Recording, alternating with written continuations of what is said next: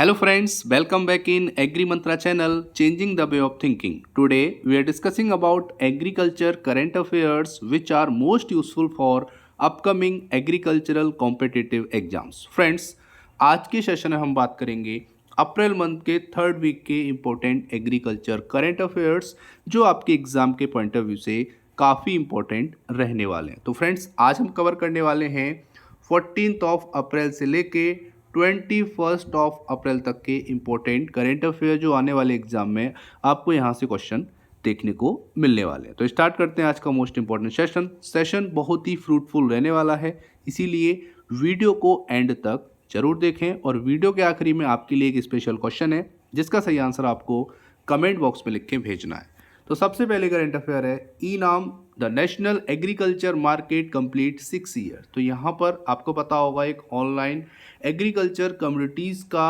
Trading platform था जिसका नाम है ई नाम, जिसको फुल फॉर्म है नेशनल एग्रीकल्चर मार्केट, जिसने 6 साल कंप्लीट कर लिए हैं। अब डिटेल में थोड़ा सा जानेंगे, उससे पहले थोड़ा सा मैं आपको बता दूं कि 14th ऑफ अप्रैल, ठीक है, 14th ऑफ अप्रैल को 2016 में ये लॉन्च हुआ था, इसलिए 2022 तक 6 साल इसने कंप्लीट कर लिए हैं। यहाँ पर बात करेंगे द ई नाम marks the 6th anniversary of the National Agriculture Market E-NAM, a Pan India Electronic Trade Network। तो ये क्या है? एक pan India electronic trade network है जहां पर किसान अपने जो भी उसका उत्पादन हुआ है खेत में उसको सेल कर सकता है, मतलब बेच सकता है, या उसको बाय कर सकता है, मतलब खरीद सकता है। डिटेल में थोड़ा सा जान लेते हैं। To ease online trade of agricultural communities the flagship programme incorporate physical wholesale mandis and market from several state and UT. तो जितने भी आपके अलग अलग स्टेट्स हैं और यूटीज़ हैं वहाँ पर एग्रीकल्चर कम्युनिटीज़ के लिए उसकी ऑनलाइन ट्रेडिंग के लिए एक फ्लैगशिप प्रोग्राम चलाया गया जहाँ पर फिजिकली जो मंडीज़ हैं उनको आपस में कनेक्ट किया गया है ताकि किसान कहीं भी अपने माल को, अपने प्रोड्यूस को बेच पाएगा और कहीं से भी खरीद पाएगा। ये काफ़ी हेल्पफुल प्लेटफॉर्म है किसानों के लिए अगर इस पर अच्छे से अगर वर्क किया जाए तो। अगर हम आगे बताएं तो यहाँ पर थोड़ा सा आप बोल सकते हो कि it help for better price discovery and providing facility for smooth marketing of produce. तो ये क्या करता है, एक तो अच्छे प्राइस दिलाने की कोशिश करता है, आप यहाँ पे सर्च कर सकते हैं अलग अलग मंडीज़ के प्राइस को, और ये फैसिलिटी प्रोवाइड करता है ताकि मार्केटिंग स्मूथ हो सके आपके प्रोड्यूस की। अब यहाँ पर अगर हम बात करेंगे तो 14 अप्रैल 2016 को पीएम नरेंद्र मोदी जी ने इसको लॉन्च किया था और ये कम्प्लीटली फंडेड है सेंट्रल गवर्नमेंट, मतलब केंद्र सरकार के द्वारा ही इसकी फंडिंग की जाती है। और एक और इम्पोर्टेंट यहाँ से क्वेश्चन आ सकता है कि ई नाम पोर्टल पर अभी तक कितनी एग्रीकल्चर कम्युनिटीज़ रजिस्टर्ड हैं? तो टोटल हैं 175 एग्रीकल्चर कम्युनिटीज़, जिसमें अगर हम थोड़ा सा इसको ब्रेक करेंगे तो फूड और जो आपके फूड ग्रेन सीरियल्स होते हैं उसमें 26 कम्युनिटीज़ हैं। फ्रूट्स की बात करेंगे तो 31 कम्युनिटीज़ हैं। वेजिटेबल की बात करेंगे तो यहाँ पर 50 कम्युनिटीज़ हैं। और अगर हम ऑयल सीड की बात करेंगे तो यहाँ पर 14 कम्युनिटीज़ हैं। और अगर हम बात करेंगे मिस्केलेनियस और स्पाइसेस की तो लगभग काफ़ी ज़्यादा हैं, यहाँ पर 50 के लगभग ये वैरायटी आपको देखने को मिल जाती है। तो इस तरीके से काफ़ी ज़्यादा यहाँ पर कम्युनिटीज़ आपको देखने को मिल जाएंगी। तो काफ़ी इंपॉर्टेंट करेंट अफेयर है, यहाँ से क्वेश्चन आपको देखने को मिल सकते हैं। सेकेंड बात करेंगे national conference on agriculture kharif campaign 2022। तो यहाँ पर NASC एक नाम से जाना जाता है जो कि एक कॉम्प्लेक्स है जहाँ पर ये मीटिंग हुई है। तो यहाँ पर जो कॉन्फ्रेंस हुई है इसकी डिटेल में थोड़ा सा जानेंगे। The national conference on agriculture for kharif campaign 2022-23 has been inaugurated by union agriculture minister mister Narendra Singh Tomar. तो नरेंद्र सिंह तोमर ने इस कॉन्फ्रेंस को इनॉग्रेट किया है जो कि यूनियन एग्रीकल्चर मिनिस्टर है हमारे। और ये किया गया है NASC जिसकी मैंने बात की थी, NASC कॉम्प्लेक्स है न्यू दिल्ली में। NASC की फुल फॉर्म आपको पता होनी चाहिए, नेशनल एग्रीकल्चरल साइंस कॉम्प्लेक्स, ठीक है। तो ये एग्रीकल्चर के लिए ही बनाया गया है, यहाँ पर अलग अलग कॉन्फ्रेंस और मीटिंग होती रहती है। यहाँ बात करेंगे तो as per the second advance estimate 2021-22 जो कंट्री का टोटल जो प्रोडक्शन था फूड ग्रेन का वो था 3160 लाख, मतलब 3160 लाख टन था जो कि ऑल टाइम रिकॉर्ड था, जिसमें से ऑयल सीड और पल्सिस का 371.5 एंड 269.5 लाख टन रेस्पेक्टिवली था। और थर्ड एडवांस एस्टीमेट की बात करेंगे 2020-21 की, ये हर साल का अलग अलग बताया जा रहा है, तो ये था आपका 3310.5 लाख टन, जो कि हाईएस्ट था अभी तक का हॉर्टिकल्चर अगर बात करेंगे तो। यहाँ पर ये जो कॉन्फ्रेंस हुई है, इसका जो ऑब्जेक्टिव था वो था to assess and review the crop performance during the previous crop season.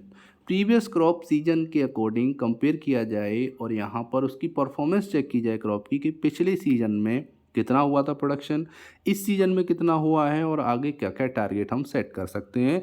तो उसी के लिए रिव्यू करने के लिए ही ये जो कॉन्फ्रेंस है वो रखी गई थी, ये भी आपको याद रखना है। अगर हम आगे बात करेंगे तो आपको थोड़ा सा मैं बता देता हूँ कि यहाँ पर काफ़ी ज़्यादा इंपॉर्टेंट हो जाता है एफआरपी और एमएसपी में, काफ़ी बच्चे कंफ्यूज हो जाते हैं, तो आपको बता दूं एफआरपी जो होती है वो होती है आपकी फेयर एंड रेम्युनरेटिव प्राइसेस, जो कि रिकमेंड किया जाता है सीएसीपी के द्वारा शुगर केन के लिए किया जाता है। और इसकी अगर हम बात करेंगे तो ये जो है गवर्नमेंट ऑफ इंडिया के द्वारा घोषित किया जाता है। और एमएसपी की बात करेंगे तो ये भी रिकमेंड सीएसीपी के द्वारा किया जाता है, और इसको सीरियल क्रॉप्स के लिए ही रिकमेंड करते हैं, और गवर्नमेंट ऑफ इंडिया इसको घोषित करती है, डिक्लेयर करती है। आगे बात करेंगे तो CACP suggest 305 quintal as sugarcane FRP for next year. तो यहाँ से क्वेश्चन आपका एक कंप्लीट हो जाएगा कि FRP क्या होता है, ठीक है, FRP कितना सजेस्ट किया गया है, प्रेजेंट में FRP कितना है, FRP को रिकमेंड कौन करता है, और FRP किस फसल के लिए लागू होता है। तो ये सारे क्वेश्चन आपको यहाँ से मिल जाएंगे। आगे अगर बात करेंगे तो sugar cane farmer can expect only 2.5% increase. तो जो प्रेजेंट में जो प्राइस है उसका 2.5% ही केवल इंक्रीज होगा आने वाली सीजन में, जिसकी सजेस्ट की गई है CACP के द्वारा, एक तरह से रिकमेंडेशन भेजा गया है कि इतना प्राइस किया जाए FRP का, शुगर केन के लिए FRP, जो कि होने वाला है 305 रुपीज़ पर क्विंटल, ठीक है, ये भी आपको याद रखना है।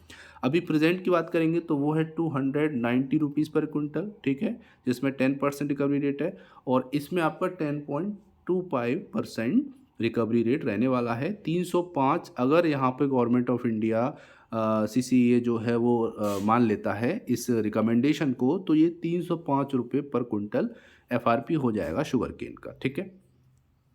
और आगे बात करेंगे तो थोड़ा सा जो मैंने आपको बताया कि FRP को रिकमेंड करती है CACP, शुगर केन के लिए किया जाता है, और गवर्नमेंट ऑफ इंडिया इसको डिक्लेयर करती है। तो ये सारी चीज़ें आपको पता होनी चाहिए। प्रेजेंट का मैंने आपको बता दिया है, और जो सजेस्ट किया गया है वो 305 रुपये पर क्विंटल है। इतनी चीज़ें आपको पता होनी चाहिए।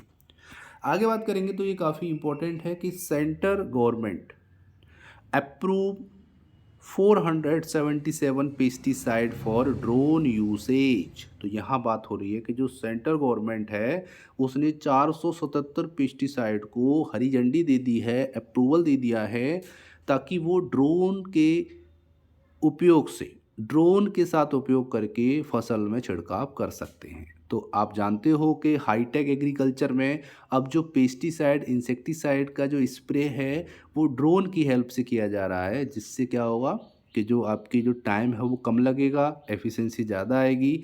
तो उसके लिए 477 पेस्टिसाइड को हरी झंडी दे दी गई है सरकार के द्वारा। डिटेल में जान लेते हैं। To fast track agri drone adoption, the Union Agriculture Ministry has granted interim approval of 477 pesticide। तो आपको पेस्टिसाइड का नंबर याद रखना है, 477 पेस्टिसाइड्स हैं टोटल, जो कि ड्रोन यूज़, ठीक है, ड्रोन यूसेज के लिए अप्रूवल दे दिया गया है by the drone federation of India DFI set. तो DFI ने ये बात कही है कि हमको सरकार से अप्रूवल मिल गया है 477 पेस्टिसाइड को ड्रोन के द्वारा पेस्टिसाइड छिड़का जा सकता है खेत में। Before this, each pesticide had to be approved by the Central Insecticide Board and Registration Committee, which would take 18 to 24 month। तो यहाँ पर अगर हम इसकी बात करेंगे तो इससे पहले प्रत्येक कीटनाशक को CIB&RC द्वारा अनुमोदित किया जाना था, जिसमें 18 से 24 महीने लगेंगे, ये भी यहाँ पे बात है। और DFI के जो डायरेक्टर हैं स्मिथ शाह, ठीक है, ये भी क्वेश्चन आ सकता है कि who is the present director of DFI, वो हैं स्मिथ शाह। उन्होंने कहा है कि यह अगले 3 वर्षों में एक गांव एक ड्रोन के विजन तक पहुंचने की दिशा में एक कदम है। तो जो विज़न है इनका वो क्या है, एक गांव एक ड्रोन। तो कहने का मतलब है कि एक ड्रोन जो है वो पूरे गांव की खेती को कवर कर सकता है पेस्टिसाइड इंसेक्टिसाइड को स्प्रे करने के लिए। ये आने वाले समय में इनका विजन है जिसको उनको कंप्लीट करना है। तो इस तरीके से यहाँ पर हुआ है। और the union agriculture ministry and the central insecticide board and registration committee, जिसको CIBRC बोलते हैं, इन्होंने ही ये ग्रांट किया है, जो कि इंतरिम अप्रूवल है। ये भी आपको याद रखना है। कहने का मतलब है कि central insecticide board and registration committee will give approval to pesticide for drone usage. ये भी आपको याद रखना है। काफ़ी इंपॉर्टेंट यहाँ से क्वेश्चन बन सकते हैं, इसीलिए आपको पता होना चाहिए। आगे बात करेंगे तो Amazon retail India launches its first mango collection centre in Maharashtra. तो अमेजॉन इंडिया ने एक भारत का पहला मैंगो कलेक्शन सेंटर ओपन किया है महाराष्ट्र में। डिटेल में जान लेते हैं क्या है ये। In an endeavour to empower the farmers of Ratnagiri, क्योंकि आपको पता है रत्नागिरी का अल्फांसो काफ़ी फेमस है, वहाँ सबसे ज़्यादा अल्फांसो होता है।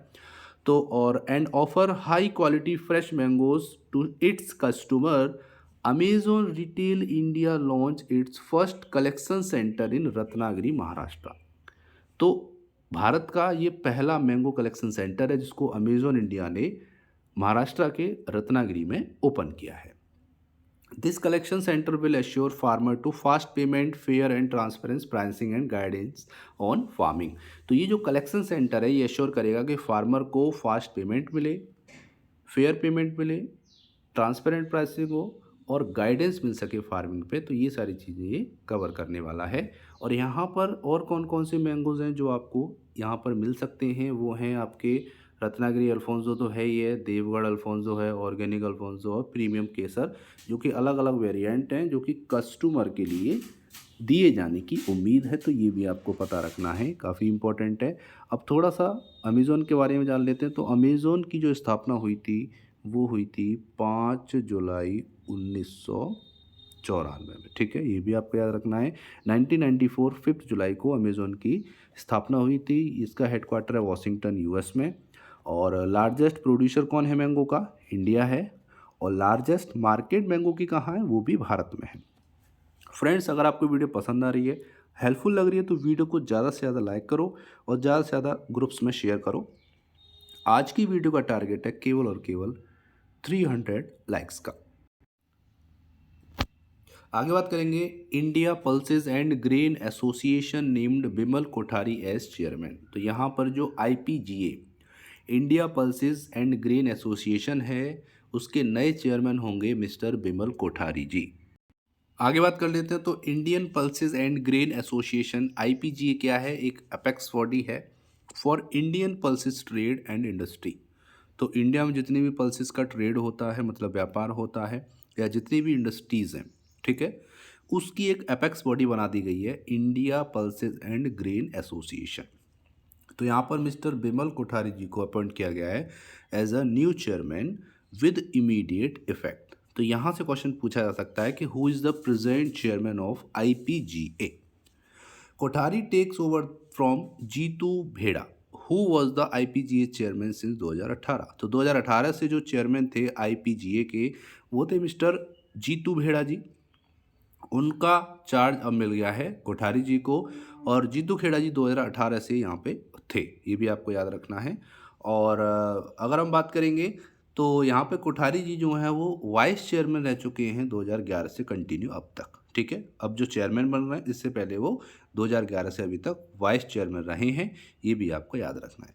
Vimal Kothari take over a third chairman of the association after Pravin Dongre and Jitu Bheda. तो फर्स्ट पे हो गए मिस्टर प्रवीण डोंगरे, सेकंड पे हो गए मिस्टर जीतू भेड़ा और थर्ड पे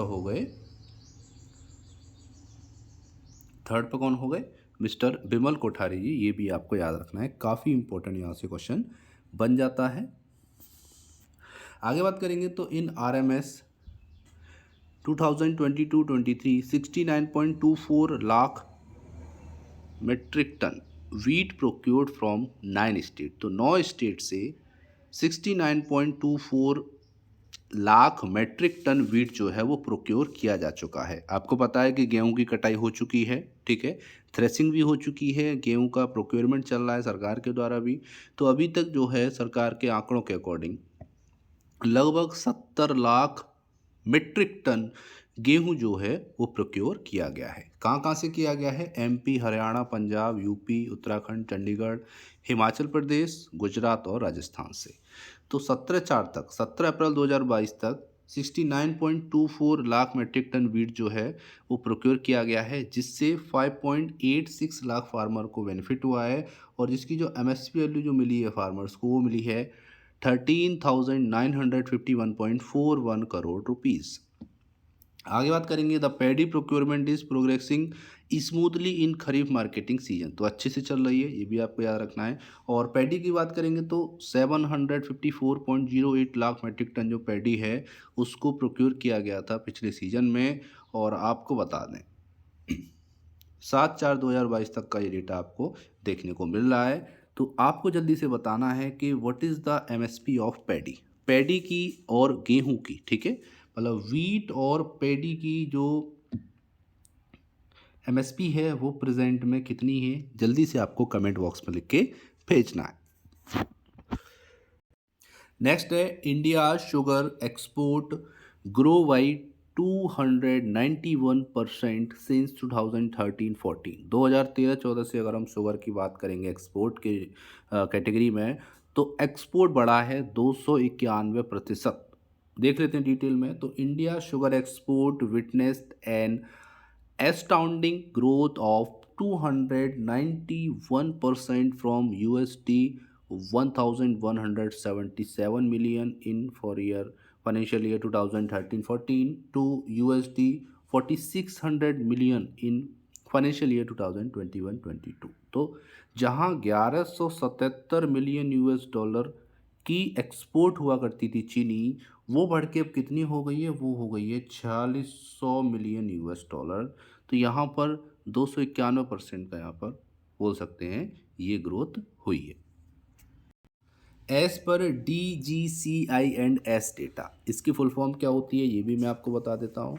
तो directorate general of commercial intelligence and statics, ठीक है, कोलकाता में है। इसके डेटा के अकॉर्डिंग इंडिया ने एक्सपोर्ट की है 121 कंट्रीज़ को, ठीक है, जो कि एक बहुत बड़ी अमाउंट है और बहुत बड़े नंबर हैं कंट्रीज़ की अगर हम बात करेंगे तो। यहाँ बात करेंगे तो शुगर एक्सपोर्ट जंप 65% इन 2021-22। तो प्रीवियस ईयर कंपेयर में इस साल 65% की जंप देखी गई है और 2013-14 से 291% की जंप देखी गई है। According to the DGCI&S data, India has exported sugar worth 1965 million US dollar in 2019-20, जो कि बढ़ के हो गया है 2790 मिलियन इन 2020-21। और 21-22 में ये हो गया है 4600 मिलियन यूएस डॉलर। तो ये आपको याद रखना है, काफ़ी इंपॉर्टेंट यहाँ से करंट अफेयर है जो आपको पता होना चाहिए कि एग्रीकल्चर में करंट में क्या क्या गतिविधियाँ हो रही हैं, क्या क्या एक्टिविटीज़ हो रही हैं, जो कि आपको उनसे रूबरू होना बहुत ज़रूरी है। आगे बात करेंगे तो government of India set food grain output target at record 328 million ton for 2022-23। तो यहाँ पर गवर्नमेंट ऑफ इंडिया ने 2022-23 के लिए फूड ग्रेन का रिकॉर्ड टारगेट सेट कर दिया है, जो कि है 328 मिलियन टन का। देख लेते हैं डिटेल में, काफ़ी इम्पोर्टेंट ये रहने वाला है। The government has set the food grain production target at a record level of 328 million ton for season 2022-23 crop year, जो कि बहुत ज़्यादा है। इसके पीछे कारण ये है कि इस बार जो मानसून है वो भी बहुत अच्छे रहने वाले हैं। नॉर्मल मानसून आएगा, टाइम से मानसून आएगा, तो इसलिए फसल अच्छी होने की उम्मीद है। The target is 3.8% higher compare to previous year output. तो प्रीवियस ईयर का जो आउटपुट था उससे 3.8% हायर है ये टारगेट, ये भी आपको याद रखना है। और as per the second advance estimate, यहाँ पे जो आपका फूड ग्रेन प्रोडक्शन था वो था 316.06 मिलियन टन, जो कि 2021 और 22 का था। और अगर हम बात करेंगे तो ये भी आपको याद रखना है कि ये सारी चीज़ें हुई थी जो आपका कॉन्फ्रेंस हुई है, नेशनल कॉन्फ्रेंस, उसमें बात की गई है। और कहीं ना कहीं आउटपुट को बढ़ाने पर जोर दिया गया है, क्योंकि पॉपुलेशन बढ़ रही है, तो कहीं ना कहीं आउटपुट भी बढ़ना चाहिए ताकि लोगों को खाना टाइम से मिल सके। और आपको पता होगा कि गरीब कल्याण अन्न योजना के तहत लोगों को गेहूं और चावल जो राशन है वो फ्री में दिया जा रहा है पिछले 2 सालों से। तो कहीं ना कहीं उसके लिए भी फुलफ़िल करने के लिए भी ज़्यादा प्रोडक्शन करना आवश्यक है। आगे बात करेंगे तो agricultural import from India suspended bye Indonesia. तो इंडोनेशिया ने क्या किया है कि जो इंडिया से एग्रीकल्चर की कमोडिटीज़ इंपोर्ट होती थी, ठीक है, मतलब इंडिया एक्सपोर्ट करता था और इंडोनेशिया इंपोर्ट करता था। तो जो इंपोर्ट है वो उसने सस्पेंड कर दिया है, मतलब उस पर रोक लगा दी है। अब रोक लगाने का कारण क्या है ये भी थोड़ा डिटेल में जानेंगे, काफ़ी ज़्यादा इम्पोर्टेंट है। क्योंकि इंडोनेशिया ने भारत से कृषि उत्पादों के आयात को रोक दिया है।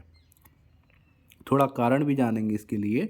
तो नई दिल्ली के अधिकारियों द्वारा खाद्य सुरक्षा का मूल्यांकन करने और विश्लेषण के प्रमाण पत्र जिसको COA बोलते हैं जारी करने के लिए नई दिल्ली के अधिकारियों द्वारा विफलता का हवाला देते हुए अनाज निर्यातकों के बीच चिंता पैदा कर रहा है। इस कारण इंडोनेशिया ने भारत से कृषि उत्पादों के आयात को रोक लगा दी है।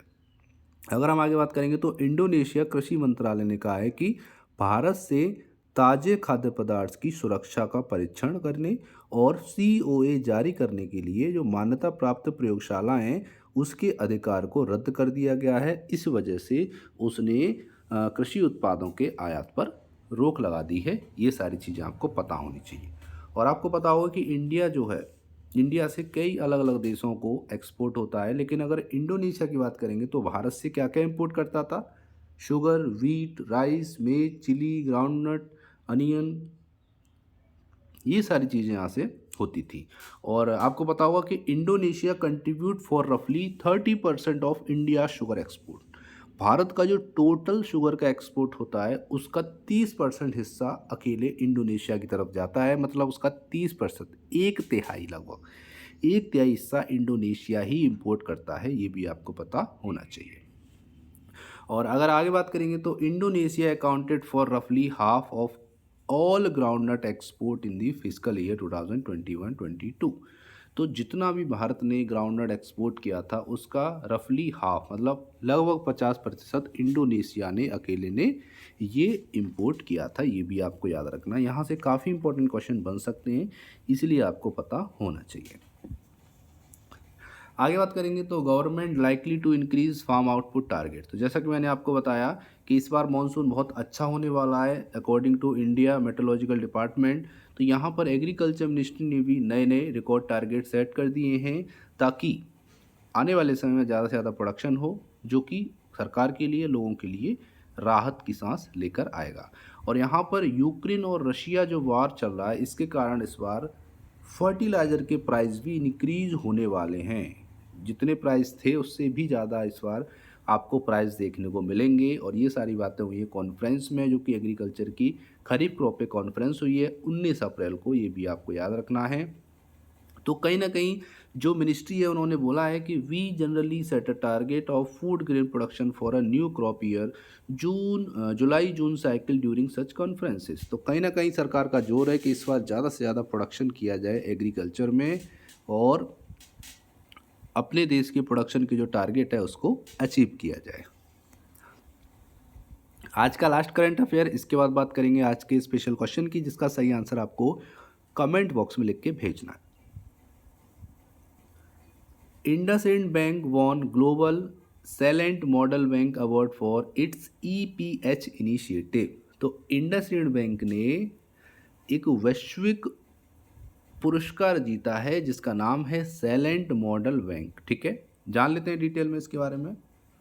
तो IndusInd bank has been awarded the global Celent model bank award under category of payment system transformation. तो पेमेंट सिस्टम ट्रांसफॉर्मेशन कैटेगरी के अंदर इंडसइंड बैंक ने एक सैलेंट मॉडल बैंक का अवार्ड जीता है for building a best in class enterprise payment hub.